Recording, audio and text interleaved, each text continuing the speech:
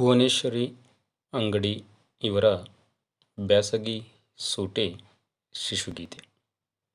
ಬಂತು ಬಂತು ಬ್ಯಾಸಗಿ ಸೂಟಿ, ಅಟ್ಟ ಸೇರಿತು ಪುಸ್ತಕ ಪಾಟಿ. ಆಟ ಆಡಕ್ ಸಾಲಲ್ಲ ಓಣಿ, ಆಡಲು ಬೇಕು ಚಿಣಿಪಣಿ. ಹುಣಸೆ ಬೀಜ ತಿಕ್ಕುವ ಬಾರ, ಕೂಡಿ ಆಡುವ ಬಾ ಚೌಕಾಬಾರ.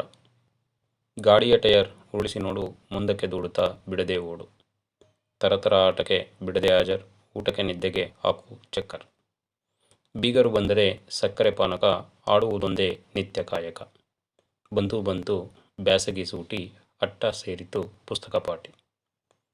ಬ್ಯಾಸಗಿ ಸೂಟಿ ಭುವನೇಶ್ವರಿ ಅಂಗಡಿರವರ ಶಿಶುಗೀತೆಯನ್ನು ಕೇಳಿದಿರಿ.